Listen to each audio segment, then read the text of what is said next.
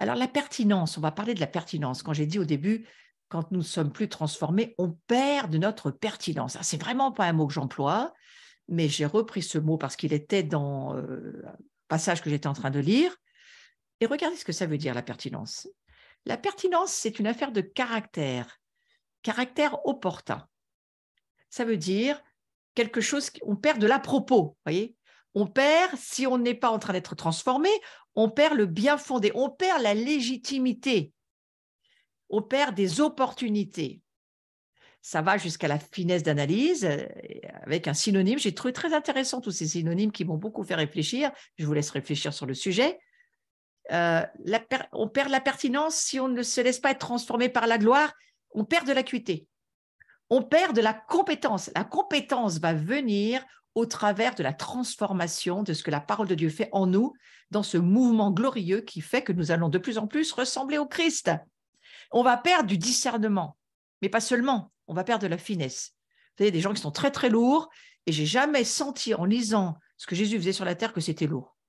Il a d'ailleurs dit que son joug, qu'il est doux et léger, il n'est pas lourd. Donc tout ce qui est lourd, faites attention, ça pourrait très bien et certainement pas, il semble, venir du Saint-Esprit. Ouais.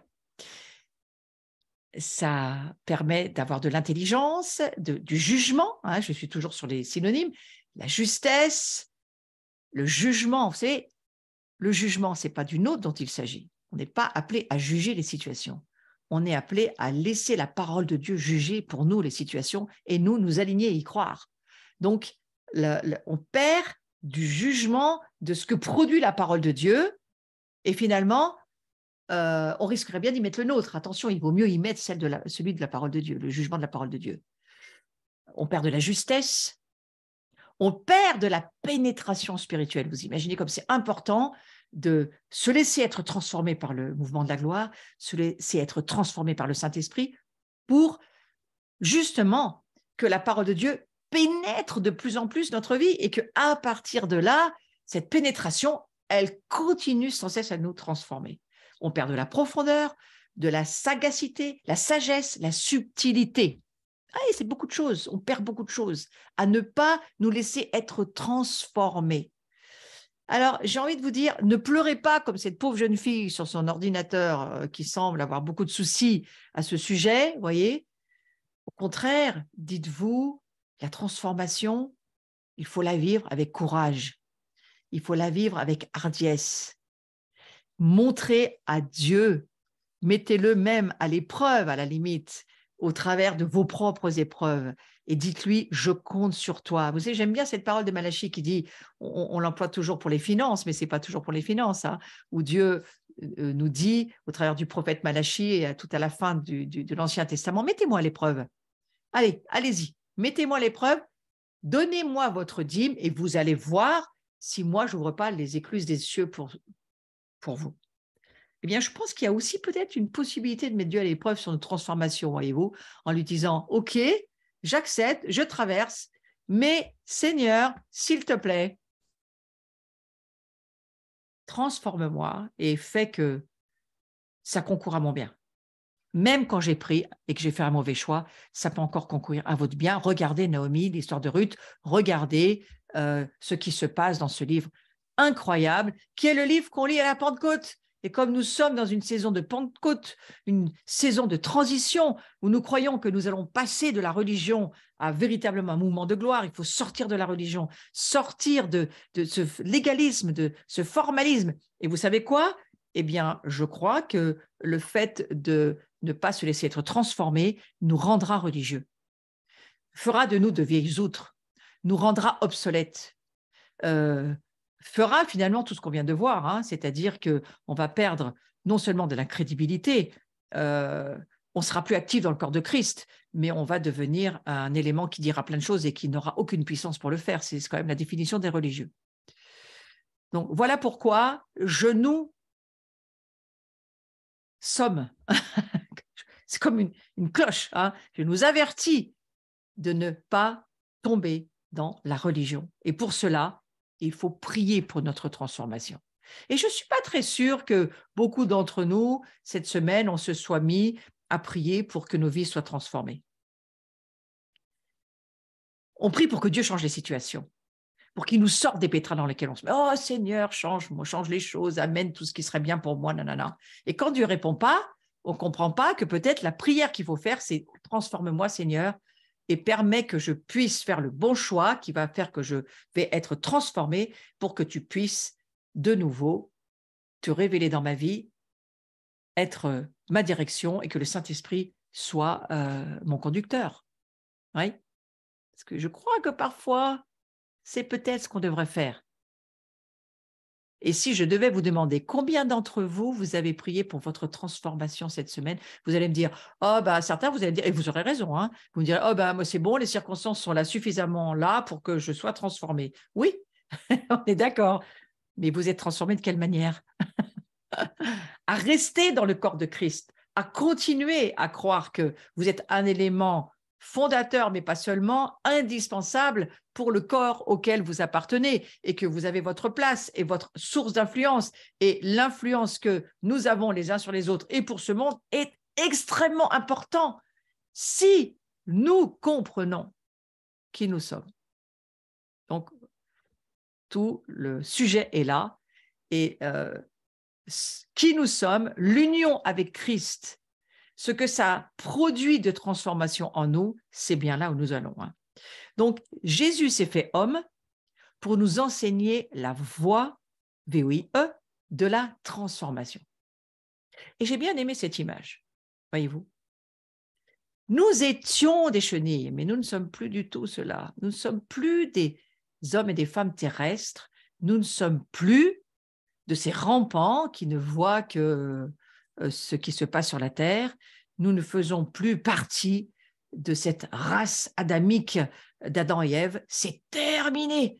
Il y a longtemps que c'est terminé, mais il nous faut le voir par la foi. Nous ne faisons plus partie de cet échec qu'a subi Adam et Ève avec leur mauvais choix. Nous ne faisons plus partie des désobéissants. Nous ne faisons plus partie de ceux qui sont rattachés à leur âme et qui pensent pouvoir vivre depuis leur côté charnel, depuis leur pensée humaine non soumise au Saint-Esprit, depuis leurs émotions, combien il est dangereux de vivre depuis nos émotions humaines charnelles qui ne sont pas renouvelées ni transformées par la puissance du Saint-Esprit. Combien il est bon de pleurer, hein, d'une façon de compassion sur quelqu'un, de pleurer avec la personne, avec le Saint-Esprit. Et ces larmes-là, ah ben oui, alors ces larmes-là, elles produisent, comme dirait Natasha Grubot, je ne sais pas si certains d'entre vous la connaissent, mais j'aime beaucoup son idée quand elle dit, quand on aura assez pleuré, il y aura un gros nuage de gloire qui va se lever au-dessus de nous et la gloire va redescendre. Oui, il nous manque des larmes en France. Oh, j'ai dit ça, c'est une excellente analyse spirituelle. Donc, si vous pleurez de la part de Dieu, amen.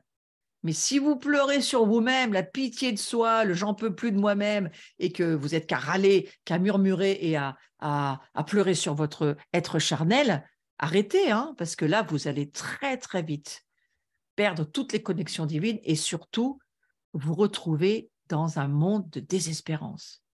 Donc, attention, il faut absolument nous laisser être enseignés sur la voie de la transformation.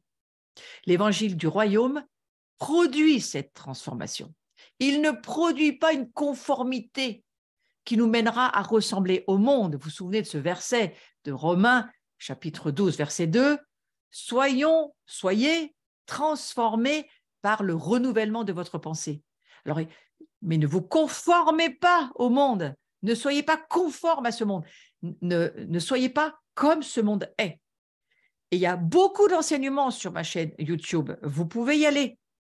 Vous y êtes si vous regardez en replay. Mais vous qui êtes sur le Zoom, vous n'êtes pas forcément en présentiel. Donc, je vous le dis, j'ai une chaîne YouTube qui s'appelle Florence Maréchal Pasteur. Allez-y, allez voir. Il y a énormément d'enseignements sur le combat des pensées, le champ de bataille des pensées, la guerre civile entre les deux oreilles. Vous allez soit sur la playlist formation à l'identité chrétienne ou réveil des créateurs et vous allez trouver beaucoup d'enseignements, soit d'une heure, soit de 20 minutes sur le sujet. Mais nous ne pouvons pas rentrer dans la dimension de la gloire de Dieu, certainement même pas rentrer dans le fait de vivre par la puissance du Saint-Esprit jusqu'à ce que nos pensées soient transformer, ça veut dire renouveler, c'est la même chose. Il y a un renouvellement de l'intelligence, de nos pensées qui doit se faire, et le nouvel être que nous sommes, nous dépendons non plus d'Adam, comme je le disais tout à l'heure, d'Adam et Ève en termes de relation d'identité, mais nous dépendons de Christ, le dernier Adam. Lui, il a été le dernier Adam, celui qui est l'homme nouveau et celui qui va nous amener à voir tout ce qu'il a fait sur la croix pour que nous puissions être qui il dit que nous sommes aujourd'hui. Alors nous pouvons le lire, avoir plein d'informations dessus, lire des choses même impressionnantes de ce que Dieu dit que nous sommes. C'est très bien. Nous, par la foi, nous comprenons que dans les cieux, c'est fait. La chose, c'est que Dieu ne nous a pas fait seulement esprit. Et ça, vous l'avez bien marqué.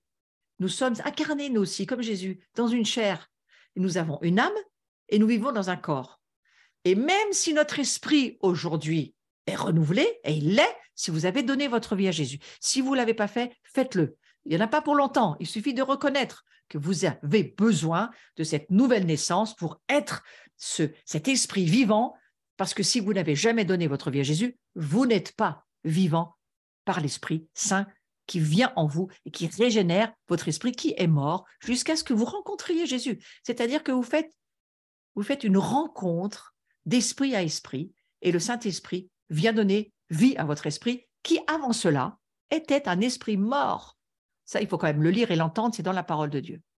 Et donc, cette transformation de l'Esprit Saint se fait directement par le Saint-Esprit, nous naissons à nouveau. Et nous pouvons ensuite être baptisés du Saint-Esprit, c'est formidable, c'est le plan de Dieu, c'est gratuit, tout ça, c'est Dieu l'offre. Il meurt pour ça, mais c'est certainement pas le but de notre vie. Ça, c'est juste le démarrage d'une vie de chrétien normalement constitué qui comprend par la révélation qu'il est en Jésus-Christ. À côté de ça, où est-ce que nous allons? Eh bien, nous allons maintenant à saisir que nous sommes cette nouvelle création, ces nouvelles créatures, pour vivre la dimension de la gloire de Dieu. C'est pour vivre dans cette dimension de la gloire. C'est quoi la gloire? C'est tout ce que Jésus faisait dans son incarnation. Donc, si notre esprit maintenant est en train d'être régénéré par Dieu, qu'est-ce qu'il va falloir qu'il se passe dans notre âme et notre corps? Eh bien, notre âme et notre corps, à notre nouvelle naissance, ne sont pas du tout régénérés comme notre esprit. Il va falloir qu'ils se laissent être transformés. Notre volonté, nos émotions, toutes nos pensées doivent être totalement transformées. Et lorsque nous comprenons l'échange à la croix, où Jésus dit « Je prends ta vieille nature de pécheur et je fais de toi un saint d'une nouvelle nature », nous le sommes. Mais maintenant, il faut y travailler. Et il faut se laisser être transformé pour que nous puissions avancer de progrès en progrès, de gloire en gloire. Et cela, pour être pertinent, avoir de la propos, de la légitimité, des opportunités, une pénétration spirituelle, de l'acuité, une compétence, discernement, sagesse, subtilité. Tout cela, Dieu nous l'accorde si nous nous laissons transformer par le Saint-Esprit, si nous obéissons au Saint-Esprit. Et il y a encore d'autres si, hein. Il y a beaucoup de conditions dans la parole de Dieu, bien sûr. Si nous abandonnons notre vieille nature, nous croyons vraiment que nous sommes morts avec Christ sur la croix, c'est-à-dire nous renonçons à la vieille vie déchue, charnelle, qui fait que ce qu'elle veut, comme elle veut, où elle veut, ouais, et qui ne demande rien, la vie de Dieu sur rien, qui vit hors de la relation avec Jésus et avec le Père, et encore moins avec le Saint-Esprit. Et c'est cela qu'il faut bien comprendre. Ça, c'est mort sur la croix. Ça n'existe plus. Si nous avons donné notre vie à Jésus, aujourd'hui, Jésus nous dit « Hé, eh bien, avançons maintenant. Vous avez mon esprit est en vous, vous avez tout. Le livre, vous pouvez prendre de la foi en lisant le livre, vous pouvez avancer dans tout ce qui peut être vos choix. Et vous savez quoi? Le choix, Dieu vous le laisse. Vous avez le libre arbitre et vous avez la connaissance. Les deux choses qui nous ont perdus à la base. À la base, Adam et Ève ont perdu leur libre arbitre et la connaissance de Dieu. Ils ont tout perdu parce qu'ils ont décidé de vivre sans Dieu. Nous, qu'est-ce qui se passe? Dieu, non seulement nous redonne cela, mais il nous dit, ben, vous pouvez y aller et à la vitesse que vous voulez. Donc, il s'est fait homme, Jésus, pour nous enseigner cette voie de la transformation. Lui-même va mourir sur cette croix pour nous. On n'a pas besoin de refaire la même chose, mais c'est pour nous dire, j'ai pris votre vieille vie, elle n'existe plus, il faut que vous acceptiez cette idée qu'elle n'existe plus et que votre foi s'en empare pour qu'elle puisse s'emparer du fait que vous êtes quelqu'un d'autre aujourd'hui. Vous êtes une nouvelle créature en Jésus-Christ. C'est plus vous, c'est Christ en vous. Donc, vivez avec lui, rencontrez-le, connaissez-le, écoutez-le, laissez-le vous transformer par la puissance du Saint-Esprit. Je vous ai dit qu'on était dans une saison de Pentecôte. Et la Pentecôte, c'est quoi? Le Saint-Esprit, il est envoyé sur nous et c'est une puissance, le Saint-Esprit. Donc, s'il est là, je peux vous dire un truc, lui, ça va se faire. Alors, lui, il va le faire en nous si nous le prions. Et je prie ce soir que la plupart d'entre nous, nous saisissions l'importance de la transformation, de ne pas nous laisser être arrêtés par la vieille nature qui voudra venir au galop. Non, non, non, il faut lui dire, toi, t'es cloué à la croix, tu ne bouges plus. Parlez à cette vieille nature. Quand les péchés veulent revenir, mais il n'y a pas moyen. Et la tentation, ce n'est pas un péché. Donc, quand vous êtes tenté, commencez à dire à ce péché qui voudrait venir, toi, tu ne bouges pas. Tu ne bouges pas. Et c'est le combat des pensées, c'est de dire, vous avez mal parlé à quelqu'un. Là, vous avez consommé le péché, vous l'avez balancé, un truc pas très gentil à quelqu'un. Eh bien, on peut toujours demander pardon à la personne et à Dieu. C'est quand même la première chose qu'il faut faire. Et ensuite, transforme-moi, Seigneur, je ne veux plus faire ça. Au lieu de vous lamenter sur « Oh, j'ai encore péché », ben non, dites « Ça va être la dernière fois. Ça va s'arrêter, il y en a marre. Jésus n'aurait jamais fait ça. » Et puis, vous avancez en remerciant le Saint-Esprit qui va vous aider à plus refaire ça. Vous voyez, restez positif sur vous-même. Laissez pas le diable vous détruire avec, c'est toujours, vous savez, c'est toujours un peu la même chose, le diable, la culpabilité, la victime de soi, l'apitoiement sur soi, et on pleurniche et machin, et ça va nulle part, d'accord? Donc, la transformation, gardez ça à l'esprit, c'est un des buts pour que nous puissions avancer dans la gloire de Dieu. Et cette transformation, c'est la pertinence. On va garder la pertinence parce qu'on va se laisser être transformé. Bien sûr qu'on va vivre encore des échecs. Bien sûr qu'on va encore un peu pécher. On pêche de moins en moins, souvenez-vous de ça. Donc ça, c'est quand même très bien. On pêche bien moins que l'année dernière et on pêchera moins l'an prochain, j'en suis sûre. Donc ça, c'est quand même la bonne chose. Et on va aussi beaucoup gagner en puissance. Parce que si nous le comprenons, la puissance de Dieu sera sur nous et elle va nous aider à croire qu'il faut vraiment désirer vivre dans cette gloire, comprendre ce que c'est cette gloire, traverser avec elle et la laisser nous transformer. Donc, il y a une des raisons qui explique pourquoi les chrétiens ne vivent plus de transformation. Et en fait, ça vient du fait que, eh bien, il y a une humanité qui n'a pas compris qu'elle ne peut pas vivre à partir de sa pensée. Vous savez, l'homme, il est tel que sont les pensées de son âme. Donc, ce que nous pensons, c'est ce que nous sommes. Et je pense, donc je suis, vous connaissez bien cette grande phrase-là. Et alors, attention, parce que Dieu, il a pris la forme d'un homme pour que l'humanité puisse être remodelée à son image. Si Jésus ne s'était pas incarné, ça serait très compliqué pour nous. Mais Jésus s'est incarné pour nous montrer que cette transformation, eh bien, elle doit être enseignée dans l'Église. L'Église a besoin de comprendre pour qu'elle puisse se laisser être remodelée. J'aime bien le mot remodeler. Vous savez, ça fait un peu comme la pâte à modeler. Voilà, Dieu reprend le vase et il refait à sa manière. Parce que vous voyez, quand on est à nouveau, on garde le même corps. On n'est pas transformé en, je ne sais pas, quelle entité spirituelle. On ne devient pas quelqu'un d'autre au niveau physique. Ah non, non. Oh, merci Seigneur, on reste comme on est, là, quand même, sur le côté physique. Alors, parfois, il y en a qui vivent des guérisons, qui ont des bras qui repoussent. Si ce n'était pas à la bonne longueur, tant mieux, tant mieux. Enfin, à part ce genre de transformation-là, on est quand même censé garder le physique dans lequel nous sommes nés, et notre âme, la même chose, sauf que Dieu dit, je fais une nouvelle créature de ta vie. Et ça commencera toujours de l'intérieur. La gloire, elle commence toujours de l'intérieur parce que c'est ce que Dieu nous dit. Et à la croix, Jésus, il a pris donc sur lui, dans son incarnation, il a pris tous les péchés commis par l'humanité, absolument tous.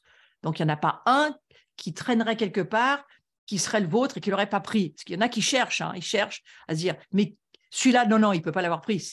Mais si, il les a pris tous. Donc, voilà, acceptez cette idée que ce n'est pas vous qui avez raison, mais c'est Dieu qui a raison. Il a pris tous les péchés de l'humanité. Il est devenu comme les êtres humains que nous sommes. Son incarnation, elle est extrêmement importante parce qu'il est devenu qui nous étions, son âme et son corps. Il faut le voir par la foi. Il a porté notre iniquité, notre rébellion. Il a porté tout ce que nous étions. Il est devenu dans son corps. Il a été revêtu de la malédiction et du péché. Lui qui n'a jamais péché, qui n'a jamais fait la moindre chose, le moindre écart par rapport à son Père, eh bien, il est devenu pour nous, pour que nous n'ayons pas besoin de payer la facture, voyez-vous. Et bien qu'il soit venu au monde sans péché, il est devenu péché. Par sa propre volonté.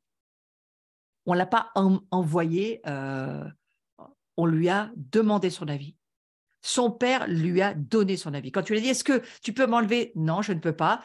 Mais il a fallu qu'il dise oui, Jésus. Et il a dit oui. Donc, c'est par amour. Pourquoi il a fait tout ça? Écoutez bien. C'est pour se conformer à notre nature. Lui, il s'est conformé. Et nous, aujourd'hui, il faut conformer nos pensées à celles de Dieu. Il va même falloir à un moment donné, je crois, parfois, prier sur notre corps physique pour qu'il se conforme à la volonté de Dieu jusqu'à ce que Dieu décide de nous reprendre. Ouais. Oui, vous pouvez très bien prier sur votre rein s'il y a un problème, quel que soit le domaine où vous avez une difficulté, une maladie, une anomalie, quelque chose qui ne va pas. Vous pouvez prier parce que Jésus guérit toutes les maladies. Jésus, il transforme, il conforme notre corps au corps qui est celui que Dieu a décidé pour nous sur cette terre. Et je ne vois pas pourquoi il ne resterait pas en bonne santé jusqu'au bout. Après, il y a tout un tas de paramètres sur lesquels je ne vais pas. Ce n'est pas dans l'objet de mon cours. Mais je vais jusqu'à dire que notre niveau de foi peut faire beaucoup de choses.